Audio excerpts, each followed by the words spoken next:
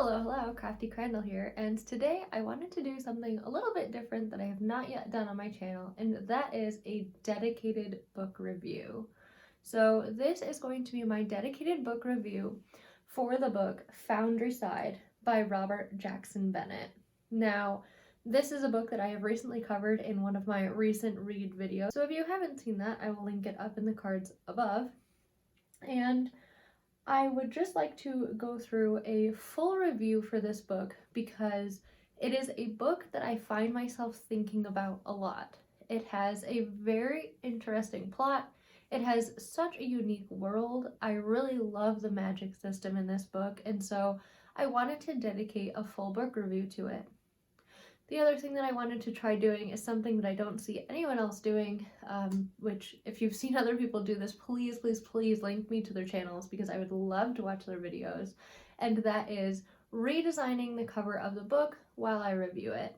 So you should be seeing at this point kind of a split screen view of me talking and the recreation of the cover that I am going to be doing. Because while I love the original cover of this book, I think it is a beautiful cover, so well designed, I felt like it didn't really capture the magic system and it didn't really capture my favorite character. So I wanted to kind of make my own spin on it and just, get those creative juices flowing with regards to my take on the cover for Foundryside.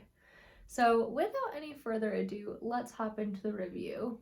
Foundryside is set in a mythical world called Tavan, which is housing 4 different merchant houses, and with my understanding is that the common area, or the commons as it's referred to in the book, is kind of laid out in the middle of all 4 of those merchant houses. Merchant houses, as you might imagine, are the primary sellers. So if we consider this to be more of a capitalistic society, then they would be the sellers of the goods, the people that have the means, the people that are more affluent and are more innovative within the magic system.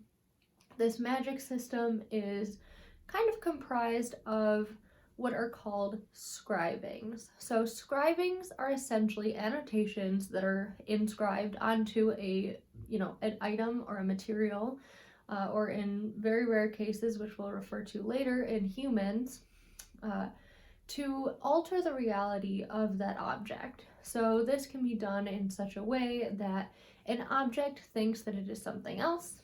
It can be done to kind of strengthen the properties of an item that it already has. So in the case of a lock, it can make the lock specific to either a specific person, a type of person, someone who is carrying a certain object, to a specific key, etc. It can make objects defy gravity in a certain way. So if you inscribe this, if you scribe an object with a particular set of instructions as to the velocity or momentum that it needs to achieve, or the direction in which it is supposed to be traveling with respect to a lesser form of gravity, then it will travel faster, etc. So scribing to me was a very interesting magic system. I was so interested to see the various way that Robert Jackson Bennett would kind of take this and run with it, if you will. I wanted to know every aspect of the scribing magic system and just how it worked.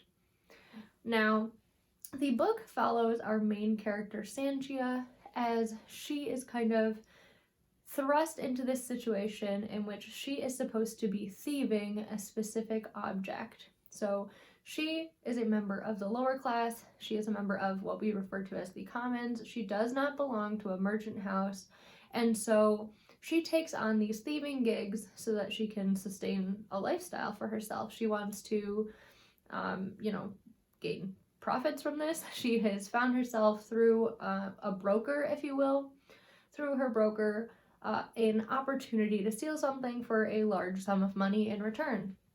And so Sanchia goes about her business. We first are introduced to her in the midst of her thieving. And so she doesn't at this point know what she is stealing. She is just very good at stealing because she is a scribed human. She is pretty much one of a kind. As far as we know in the beginning of the book, she is a one of a kind scribed human.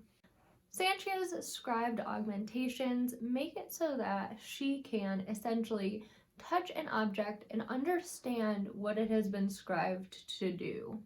This means that when she feels an object, such as the ground, she can see if there are any other scribed objects near to her or farther away. And she can kind of get a feel for the layout of a place, because that ripple effect kind of allows her to see not only a patch of area close to her, but also further away. So she can get a really good idea of the layout in addition to any living or non-living things that are within a building.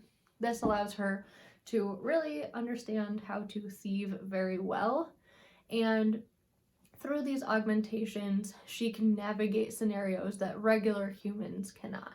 So, she's got a better idea of what's around her, and she can kind of understand what certain objects do. So she can pick locks very easily. She can, basically defy certain limitations that normal humans would come across in her thieving. So she is much better at stealing things than regular people. Obviously, this augmentation could be applied to so many other things other than thieving, but to make Sanchia unique, she is in fact a thief. She has had what we would call a hard knock life. She was originally a slave, and through the process of being given her augmentations as a slave, being worked on as a human who is essentially worthless at that point, she overcame her oppressors and was able to travel to Tavan. So that's kind of her backstory, and we can get more into that later. But that is kind of where she comes from, why she's living in the Commons now. She has come to Tavan with nothing to her name. She doesn't have anything, and so she is thieving to make money. Her broker found this thieving deal. We enter on her stealing an object. She is successful in stealing this object and ends up looking at it to see what it is. So the object that she ends up stealing happens to be what is referred to as a Hierophantic artifact. The Hierophants, as I understand it, are meant to be the creators of this scribing technology. They have a more godlike approach to scribing, if you will, and so they can kind of scribe in less traditional manners. They can imbue realities upon things that, they don't need to have specific scribing definitions for, and they are more of like a godlike creator of this magic system. So Sanchia doesn't know what she has at the time, but what is interesting about this object is that it can talk to her. It is a key, and it can talk to her. So that is really what I tried to portray in my cover redesign, is this key. This key's name is Clef, as we find out through him talking to Sanchia and kind of giving her his own backstory as it comes back to him in fragmented memories. Clef is my favorite character in this book, and I loved the portrayal of him throughout his dialogue with Sanchia, and just the way that we get his background story and just the uniqueness of his character, because he is an object. So I mentioned that Clef is a Hierophantic object. Now, again, Hierophants being the makers of this world, Clef was made by those people, and it is understood pretty early on that Clef is actually a human being whose reality has been imbued into this key. That being said, though, Clef himself can kind of alter the reality of certain things in a completely different way than normally scribed objects. So Clef can essentially open any lock available to him, in that he can kind of converse with the scribings and trick them into believing that there's something different than what they actually are. Or he can find a flaw in the scribings and kind of use that to his advantage to pick whatever lock it is that he needs to get through, or with respect to any other objects that have like an opening to them, he can be interfacing directly with that object. He can kind of work through and find flaws with the scribings such that it will do what he wants it to do. Clef's character is so interesting, and I really loved hearing his interactions with Sanchia throughout the novel.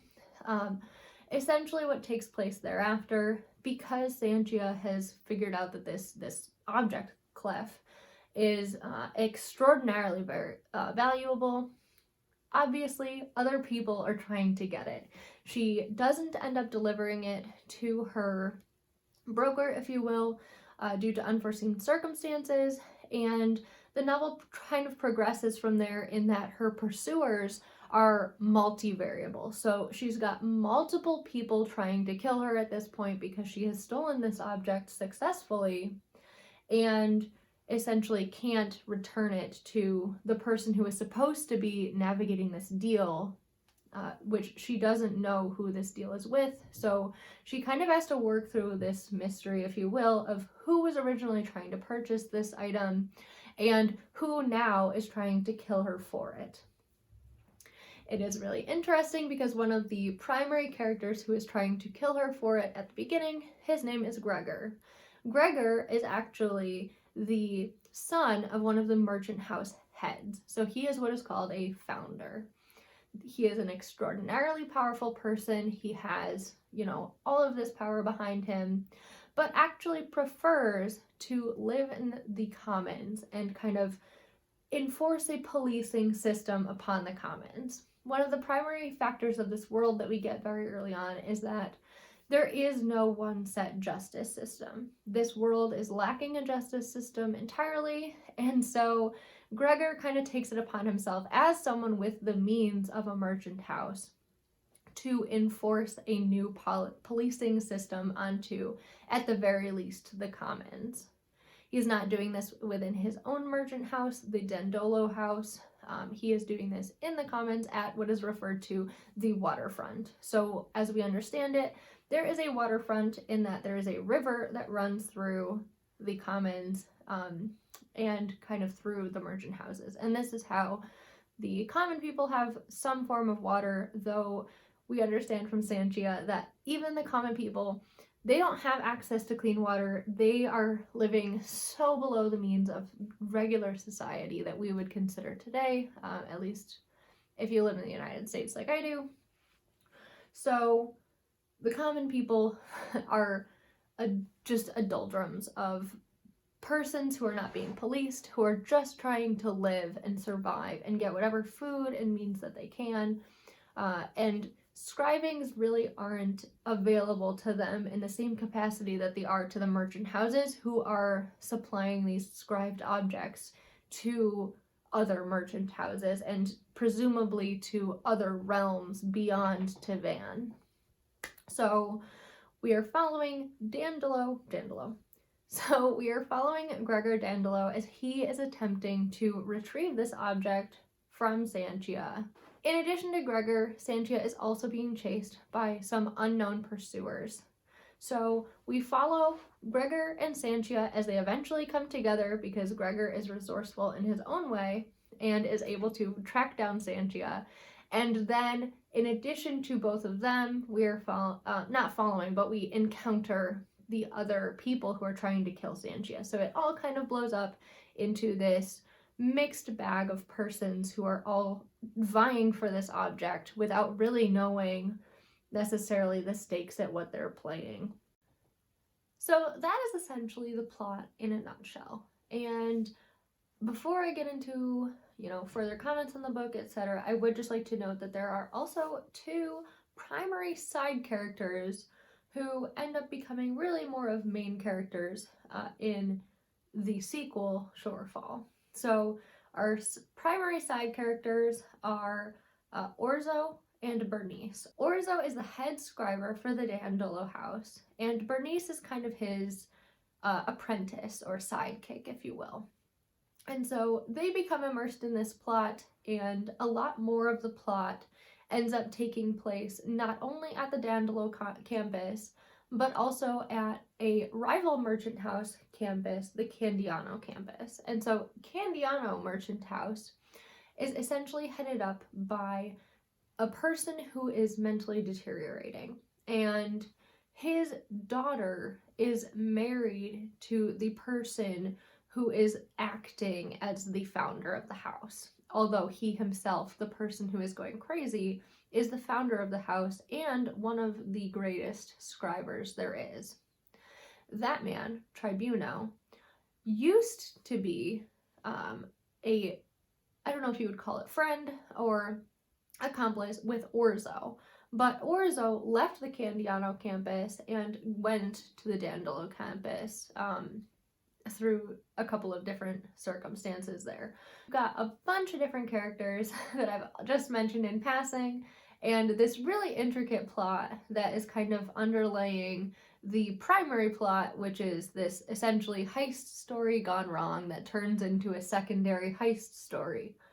So it's a lot of interworkings. There is a lot, and I emphasize this because if you're going to go into reading this book, you have to go in knowing this. Unlike me, there is a lot of setup that goes on in this book. It is, again, such an intricate plot that it requires a lot of this background knowledge and this setup.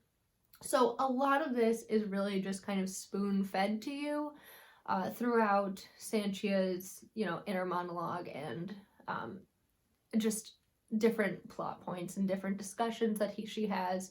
A lot of this background information is just given to you throughout this book. The plot feels a little bit slow. To me, I was about 2/3 of the way through the book and I didn't feel like anything had happened yet. And that bothered me.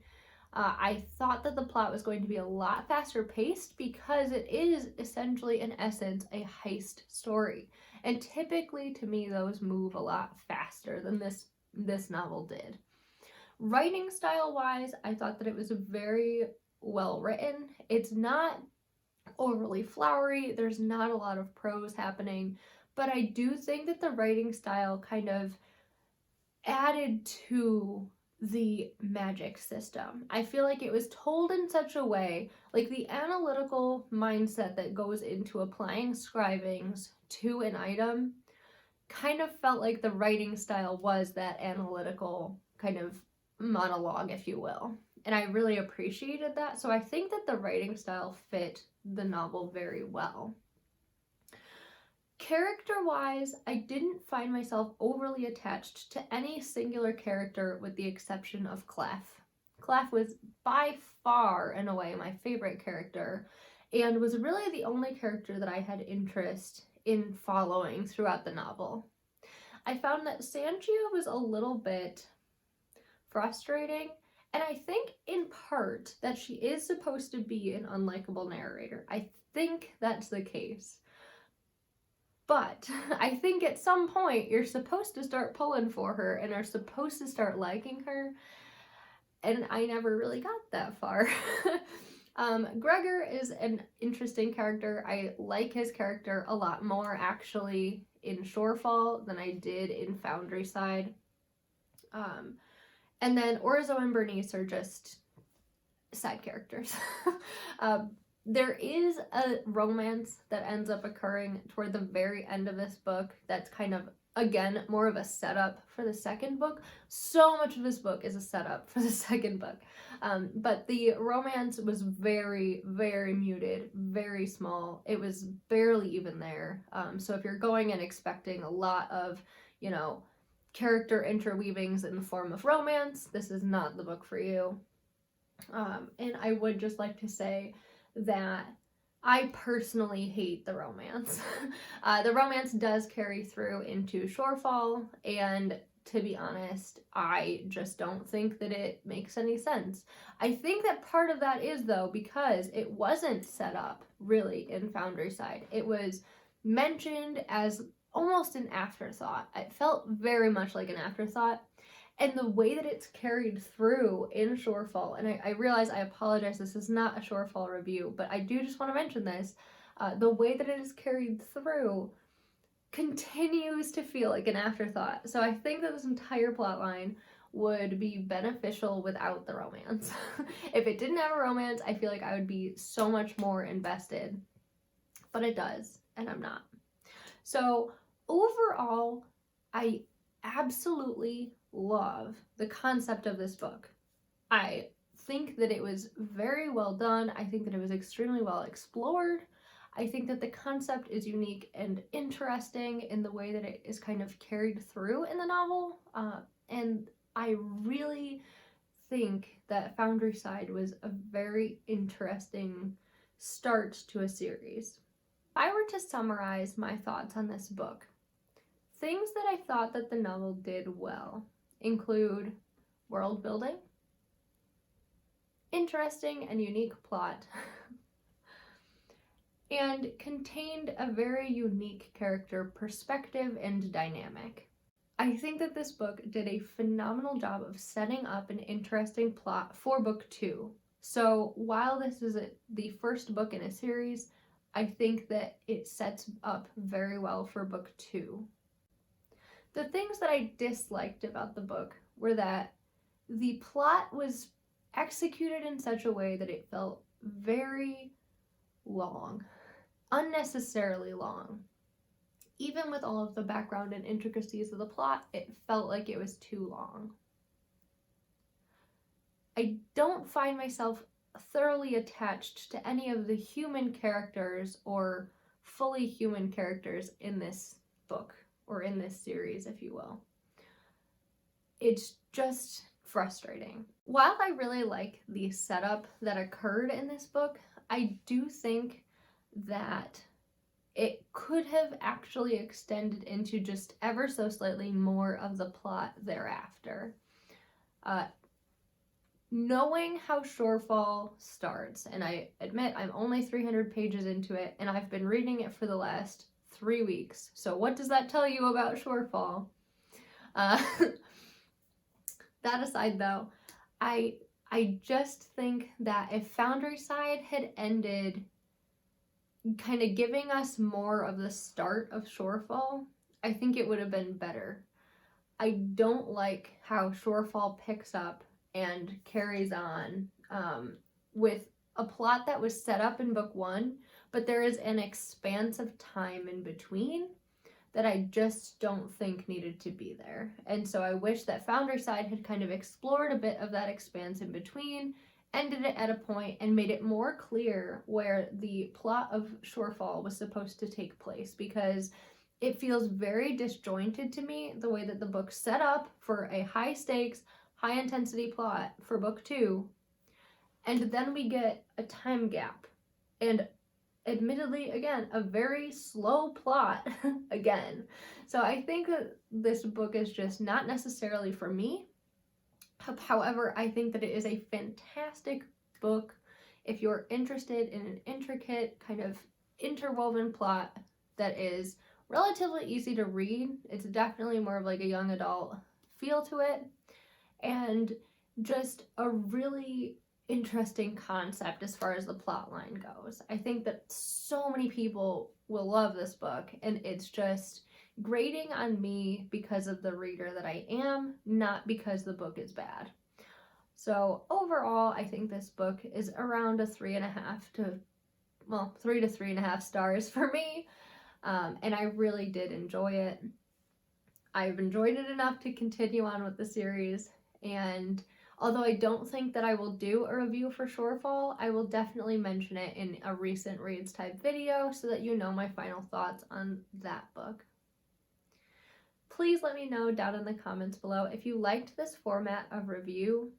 Please let me know if the artwork was interesting to you. I really enjoyed making it. I think that the cover that I kind of portrayed really captured the elements of the book that I loved a lot.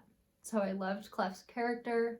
I loved the setup for book 2 that it did. Like I said, I think that the book setup for book 2 was really interesting. So the very end of this book, the plot line that it explores at the end, very interesting. Couldn't wait to start on Shorefall, thinking that it was going to carry on with a plot that was different than it actually ended up being. And so execution might not be there, but overall a very good book, interesting concept, and I enjoyed it a lot. So hope you enjoyed this cover redesign. I hope that you enjoyed this review. Thank you for joining me here. I will catch you in the next one. Bye!